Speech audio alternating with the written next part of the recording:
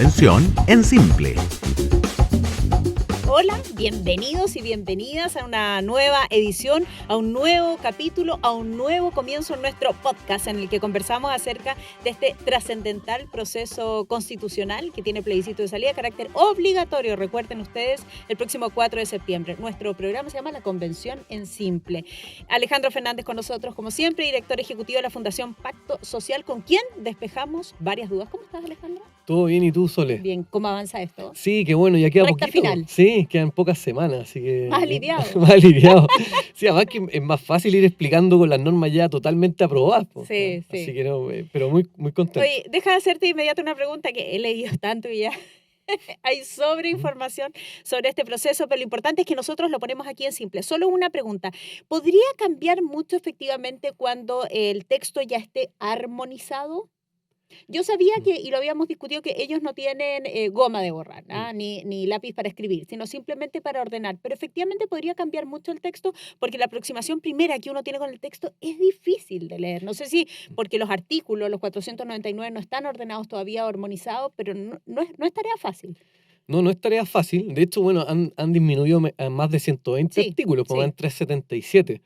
Yo creo que pueden haber cambios porque hay cosas que eran incompatibles. Ya. Derechamente salía una norma y después salía otra que decía o se podía interpretar como algo contrario, por lo tanto ahí la Comisión de Armonización tiene que proponer una solución y eso sí es un cambio de fondo. O sea, yo creo que sí van a haber temas, de hecho, bueno, el tema de la reforma a la Constitución. La verdad es que respecto a ciertos capítulos de la propuesta de nueva Constitución no se fijaba un quórum especial. Claro. Y por lo tanto quedaba como reforma de ley simple. Bueno, ese tema lo levantaron dentro de la Comisión de Armonización y la decisión que se tome tiene que ver con un tema súper de fondo, no es simplemente un tema formal. Ya, perfecto. O sea, puede haber efectivamente cambios. Hoy día sí Sí. nos vamos a abocar a los sistemas de justicia, al sistema de justicia. Fue uno de estos de los primeros temas, además de nuestros primeros capítulos que abordamos aquí en nuestro programa La Convención en Simple. Ahora con los textos del borrador es más fácil de digerir. Quien ha hecho ese trabajo es Alejandro para nosotros, así es que vamos a partir con lo que tenemos hoy. ¿Qué cambiaría con la nueva Constitución si uno pudiese hacer un comparativo? Claro, hoy día tenemos lo que se llama el Poder Judicial, ¿cierto? Que viene desde las primeras constituciones en Chile. Esto cambia y se pasa a llamar sistemas de justicia. Sí. Y esto no es meramente un cambio de nombre, porque además, como tú puedes darte cuenta, es sistemas de justicia. O sea, Plural. Exactamente, plural. Es importante porque hoy día hay solamente un gran sistema que aplica a todo Chile, ¿cierto? De Arica a Punta Arenas, da lo mismo donde estés. En cambio, ahora estos sistemas de justicia, ¿qué significa?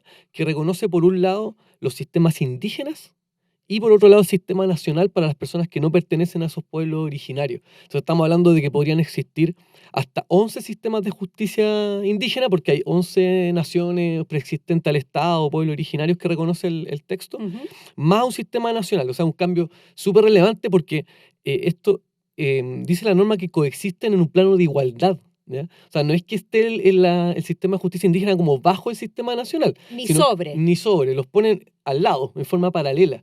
Lo único tema que garantiza una cierta unidad es la Corte Suprema. ¿Ah? Si uno, por ejemplo, hay una autoridad indígena que resuelve una cosa, uno puede eventualmente presentar una impugnación, o sea, un recurso ante la Corte Suprema. Pero salvo eso, son sistemas totalmente paralelos. Ya, pero tenemos sistemas plural de justicia. Y eso es un gran cambio respecto del Poder Judicial. Exactamente, es un gran cambio. Y es un cambio también en el organigrama probablemente y cómo va a funcionar este sistema. Lo vamos a ir viendo en las siguientes preguntas. Acotemos qué significa pluralismo jurídico.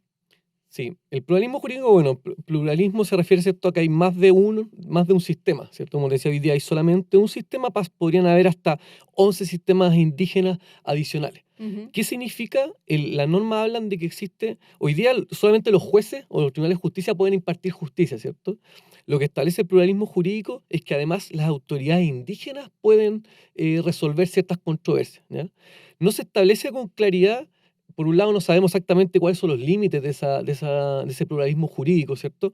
Se quería promover, por ejemplo, que los temas penales quedaran fuera, ¿ya? Pero ese límite no se aprobó, por lo tanto, hoy día todavía cualquier tipo de materia podría ser resuelta por un sistema indígena. Lo mismo respecto a las partes. Se proponía que solamente rigiera respecto a personas que son de ese pueblo originario, eso también quedó abierto. Y lo más delicado, a mi juicio, Sole, es el tema de la voluntariedad. Se pedía que el sistema solamente se aplicara cuando las partes voluntariamente accedían a ese sistema. Ok.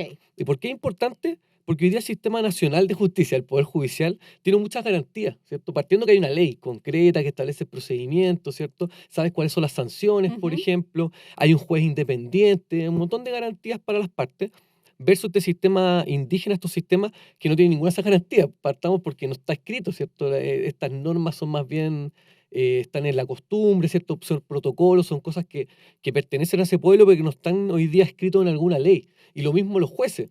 Esta autoridad indígena no se establece que tenga que ser independiente, porque por lo tanto podría pasar que una de las partes tenga alguna cercanía con esa autoridad indígena. Entonces, como digo, ahí hay cosas que podrían haberse dejado más limitadas. Yo creo que dejaron muy abierto digamos, la posibilidad de aplicar estos sistemas indígenas. Cuando dices lo dejaron muy abierto, ¿quién debiese cerrar eso o escribir más sobre eso o acotar sobre eso? Porque lo que yo he entendido en el sistema político y en otros ámbitos temáticos del borrador de la nueva Constitución es que eso lo está haciendo la Comisión de Normas Transitorias, ¿no? Donde va acotando ciertos procesos, va estableciendo más Mm. bien fechas. ¿Aquí quién debiese escribir eso? Debiera hacerlo la ley, ¿no? El La misma ley, legislador, el como decimos los... legislador. Ok. Pero igual es importante porque como la norma establece que coexiste en un plano de igualdad, eh, igual deja un poco limitado, o sea, ya hay un ámbito como que queda como gris. Por ejemplo, si tú excluyes materia, sacas el tema penal, legítimamente alguien el día de mañana puede decir, oye, pero eso no va con la Constitución, porque son un plano de igualdad, pues, o sea, el Sistema Nacional de Justicia regula las materias penales, pero también los sistemas Entiendo. indígenas. Entonces, deja un espacio gris que yo creo que era más razonable haberlo cerrado directamente, eso generaría más certeza a las personas, porque de lo que venimos conversando en las charlas, conversaciones que hemos tenido a lo largo de Chile, es de los temas lejos que genera más preocupación de las Mm, personas, porque al sí. final atenta contra la igualdad ante la ley. No, plenamente, plenamente. Y ustedes lo han podido captar eso en la fundación Sí. que ha estado haciendo, en el trabajo que ha estado haciendo la Fundación Pacto Social en todos los territorios, explicando de qué se trata efectivamente este borrador y cuáles son sus límites y cuáles son sus zonas más grises. Vamos con la siguiente pregunta para avanzar. ¿Quiénes son los jueces en este sistema? Ahí me fui adelantando un poco a la respuesta, pero Sí, pero sí, podemos son, reforzarlo. exacto, mira, sí, establece que son autoridades indígenas, que no está claro qué significa eso, lo deja súper amplio. Uno podría pensar que en el caso de los Rapanui puede ser el Consejo Anciano, en el caso del pueblo mapuche podría ser un lonco, pero la verdad que no hay mucha certeza. Y por eso preocupa también que una persona que no pertenece a ese pueblo originario, o incluso que pertenece, dice, oye, pero ¿quién va a resolver la controversia, ¿cierto? ¿Qué pasa si tengo un conflicto, por ejemplo, en el sur por un tema de arriendo una casa, por decir cualquier Ujú. ejemplo? ¿Quién va a resolver esto? Hoy día sabemos que es un juez que tiene, uno sabe dónde está ese juez, cuáles son las leyes, versus esto de que sea una autoridad indígena que deja, como te digo, un espacio súper de incertidumbre, que A- podría ser ese lonco, como te digo, en el caso del pueblo mapuche. Además, uno sabe quién es el juez y cuál es su jurisdicción, y eso es súper relevante, creo yo, como para la certeza jurídica. Exacto. ¿Qué función cumplirá el Consejo de Justicia? Reforcemos nuevamente eso. Primero aclarar que no tiene nada que ver con el Consejo de Ancianos que ¿Qué decía. mencionaste Sí, ese recién? era un ejemplo respecto a los Rapanui. El Consejo de Justicia es un órgano nuevo. Hoy día la Corte Suprema, además de resolver muchas cosas, por ejemplo, las apelaciones a los Ujú. recursos de apelación, los recursos de casación, tiene una facultad que tiene que ver ya con respecto a la estructura completa del Poder Judicial, hasta arriba en la jerarquía, por lo tanto, por ejemplo, está a cargo de los nombramientos de los jueces, las remociones, medidas disciplinarias, todas esas cosas los resuelve la Corte Suprema. En cambio, ahora se crea este Consejo de Justicia, que es un órgano que está fuera del sistema de justicia, ¿ya? Y que se le entregan atribuciones bien importantes. Por un lado, por ejemplo, las medidas disciplinarias, el nombramiento de jueces, remover y trasladar a los jueces, las calificaciones, todas esas cosas pasan a estar fuera de la Corte y pasan a este Consejo de Justicia. Y obviamente, como todo órgano nuevo, genera ciertas dudas. De hecho, la Corte Suprema, la verdad que le ha preocupado porque la integración de este Consejo, que serían 17 integrantes, los jueces no tienen mayoría, ¿ya? Solamente 8 serían jueces. Por lo tanto, ¿Y los otros qué serían? mira, está compuesto por integrantes, hay 2 cupos para pueblos originarios. Esto es bien interesante porque el Consejo de Justicia aplica para su sistema nacional de justicia, no para para los sistemas indígenas. Y Sin así embargo, todo garantiza la dos cupos, permanencia de dos dos cupos. cupos. Hay otros cupos que los llena el Congreso, que también es relevante, obviamente, porque ahí puede estar el elemento más político que hay que resguardar, y otros son funcionarios del sistema de administración de justicia, pero que no son jueces. Entonces, como decía, acá estos sistemas existen en algunas partes, no, tampoco aquí hay que generar como una conmoción, digamos, un temor injustificado, pero la composición es lo preocupante. Se manifestó el tema de que fuese mejor que hubiesen más jueces que funcionarios fuera del sistema de justicia, y la verdad que finalmente se resolvió de esa forma. Y eso obviamente siempre, ¿por qué genera incertidumbre? Porque siempre hay que proteger probablemente el valor más importante de la justicia, Sí, que es la claro, independencia, la ¿cierto? La independencia. autonomía del Poder Mm. Judicial. Entonces, obviamente, cuando un órgano que está fuera del sistema puede hacer nombramientos de jueces, etcétera, se puede un poco ver ese riesgo de que se altere la independencia. No, y puede transformarse allí o puede haber un factor político, ¿no? En el nombramiento de cada uno de esos integrantes. Bien, ese es entonces el Consejo de Justicia con su respectiva función. Ya te preguntaba quiénes componían este Consejo de Justicia, que quiénes lo elegían allí, hazme el recuerdo. Sí, antes de eso, también aclarar que hoy día también el sistema tiene problemas, solamente para ser Sí, claro, o la sea, Corte Suprema y hoy los di- integrantes de la Corte y Suprema claro, además el también. presidente también, el gobierno participa en los nombramientos, entonces, Exacto. entonces yo creo que hay que buscar una tercera solución, ni la Ya, actual ni la que ok, se propone, ¿ah? ok. Yo creo que no se hace cargo bien del problema. Respecto a los integrantes, porque como decía, algunos son jueces, 8 son Sí, de los sí. 17, otros 5 son nombrados por el Congreso, otros son 2 de la administración del sistema de justicia, son funcionarios del sistema, no del Poder Judicial, sino del Sistema Nacional de Justicia, y hay otros 2 que son integrantes de pueblos originarios. No, si eso me quedó claro, pero los que son jueces propiamente tan, ¿son elegidos por ellos mismos? Ah, sí, Ya, sí, ok. exactamente. Porque tú mencionabas recién, era buena esa aclaración, que hoy día el presidente también tiene la facultad, ¿no?, de elegir algunos de los miembros de la Corte Suprema, lo que también induce a que pueda haber efectivamente algún interés político en ese nombramiento. Vamos con la siguiente pregunta para seguir comprendiendo estos sistemas de justicia. ¿Cómo se implementará el concepto de paridad y perspectiva de género en el sistema de justicia? Que una de las cosas más complejas, también lo hablamos en uno de nuestros primeros capítulos respecto de que, claro, vas a sacar a los jueces porque son hombres y ya no van a poder estar allí presentes. ¿Cómo administras esa paridad?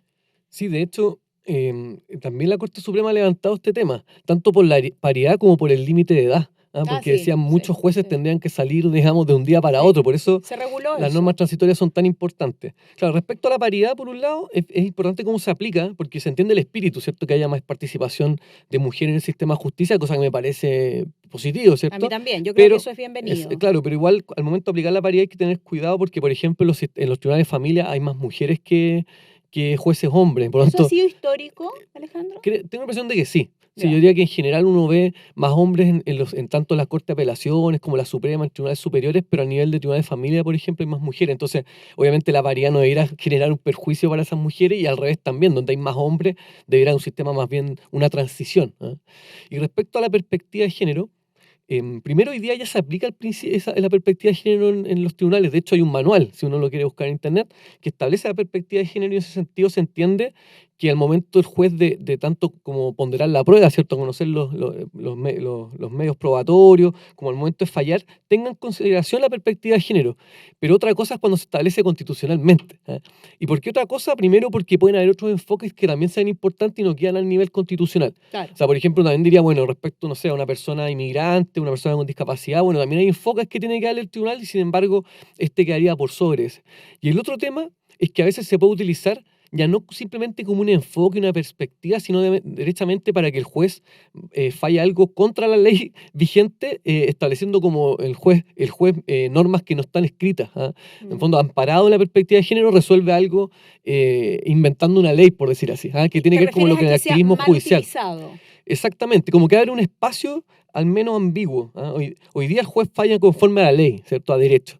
Ahora, con perspectiva de género, como digo, permitiría que en algunos casos pueda innovar, ¿ah? Y crear soluciones que no están establecidas en la ley, y eso evidentemente deja un espacio de incertidumbre que no debiera generar un sistema de justicia. Ya. ¿Quieres agregar algo más sobre el sistema de justicia que nos falte? No, creo que ¿No? estamos bien. Estamos bien, ok. Completado eso, vamos a los órganos autónomos. También mucho se habló de esto, incluso surgieron algunas iniciativas ciudadanas, ¿no? Respecto de proteger la independencia, por ejemplo, del Banco Central, la autonomía, quiero decir, del Banco Central y otras así similares. Y es por eso que queremos saber qué es lo que dice finalmente el borrador respecto de estos importantísimos temas. ¿Qué pasa con el Banco Central? ¿Mantiene su autonomía?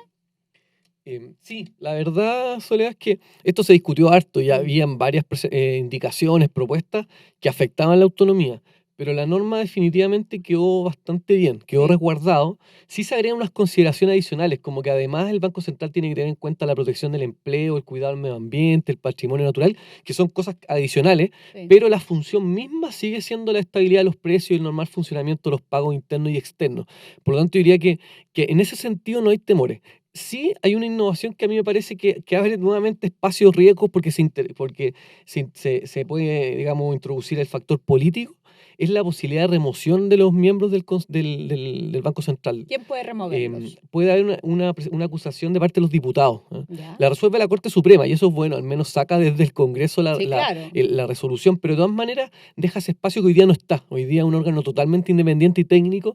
Aquí, en cambio, podría eventualmente sufrir una presión política, ¿cierto?, del Banco Central bajo el riesgo o el miedo a que pueda ser acusado. ¿Y qué nos dice el borrador que tienes aquí en amarillo respecto de por qué podrían acusar eventualmente a los Sí, miembros eso es del Banco importante. Central? Dice que cuando un acuerdo que se haya tomado haya sido la causa principal y directa de un daño significativo a la economía del país. ¿Ya? Es bastante gris, Sí. digamos, la definición es muy discrecional, da para mucho. Como digo, ahí yo creo que no sé si era necesario, sobre todo porque uno tiene que ver las instituciones cómo han funcionado. Y el Banco Central es de las instituciones que funcionan bien, entonces uno dice, si está funcionando bien, ¿para qué la vamos a ¿Para qué arreglar? cambiarlo? Claro, Exactamente. ¿para qué cambiarlo? Ok, pero sí mantiene su autonomía y en eso hay que ser muy justos. Yo también lo he escuchado en parte de otras voces expertas en esta materia. Vamos con lo siguiente. ¿Por qué se rechazó la creación de la Defensoría de Víctimas? ¿Y qué buscaba esa Defensoría de Víctimas? Sí, eso llama mucho la atención. Habían varias propuestas en ese sentido. Hoy día tú sabes que una persona que es víctima de un delito no tiene una protección especial. Está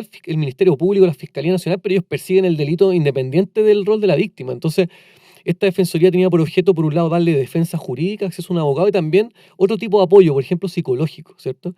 No se aprobó y ahí hay distintos argumentos.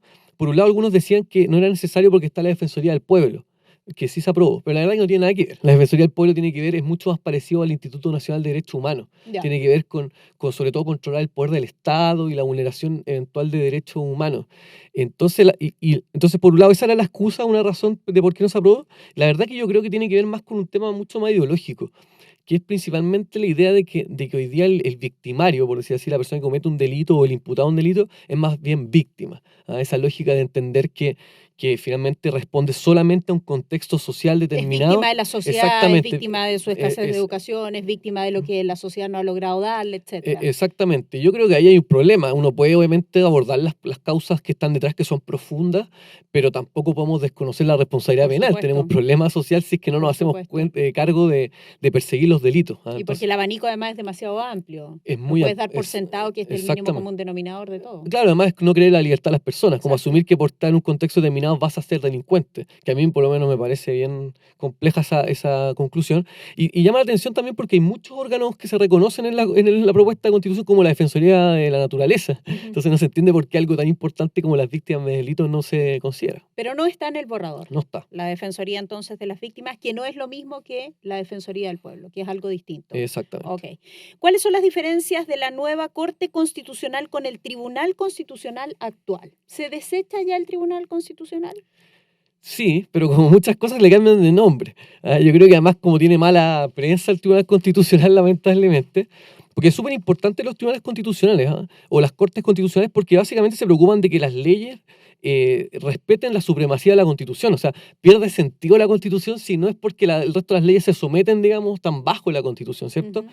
Entonces se elimina el Tribunal Constitucional, pero igual se crea la Corte Constitucional, que básicamente es un tema de nombre. ¿Y es muy parecido en su En, orgánica? en la orgánica, mira, se aumenta la composición a 11 integrantes, que eso es bueno, porque hoy día, porque así queda un número impar, ¿cierto? Entonces siempre va a haber, no tiene que resolverlo el presidente del tribunal como es hoy día.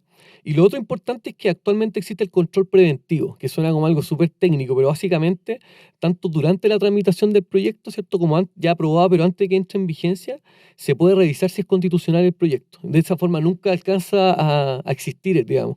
En cambio, eso se elimina y por lo tanto solamente lo que existiría es la inaplicabilidad, que es básicamente cuando tú estás en un juicio y hay una norma que puede ser inconstitucional, lo reclamas ante el Tribunal Constitucional y eventualmente si hay más de dos fallos que se acoge la inaplicabilidad, se puede declarar inconstitucional la norma. Esto suena como un trabalengua. Oye, sí, Sí. te diste una vuelta grande. Es complejo, sí, es difícil explicarlo más en simple, pero eso, o sea, básicamente resguarda la constitucionalidad, pero más limitado de lo que tiene hoy día. Ya, pero sí queda resguardada la constitucionalidad. ¿Queda resguardada? Sí, pero no con el nivel de atribuciones que tiene hoy día el Tribunal Constitucional. ¿Y eso te parece bien o mal? Me parece una salida razonable. O sea, de hecho, en Ya. muchos países es así. No diría que es una súper innovación. Ya, perfecto. Entonces hemos repasado lo que tiene que ver con el Tribunal Constitucional, repasamos recién también lo que dice en relación con otro órgano importantísimo como es el Banco Central y su respectiva autonomía, la Corte Constitucional o el Tribunal Constitucional actual y también los sistemas de justicia. Parte entonces de lo que es el borrador. Alejandro, llegamos al final del programa. ¿Algo más que acotar o estamos? Estamos ok. Estamos Muchas ok, gracias. porque estamos en tiempo. Una vez más se acaba el tiempo, así es que 1.000.000 de gracias a todos ustedes por haber estado aquí con nosotros. Recuerden seguirnos a través de MOL TV. 1.000.000 de gracias también a todos aquellos que están pendientes de la transmisión que hacemos a través de este sitio, de Spotify, de YouTube, buscando todos los aspectos que tiene este borrador con nuestro programa La Convención en Simple, un programa apoyado por la Cámara Chilena de la Construcción. Nos vemos, Alejandro. Muchas gracias. Chao. Chao.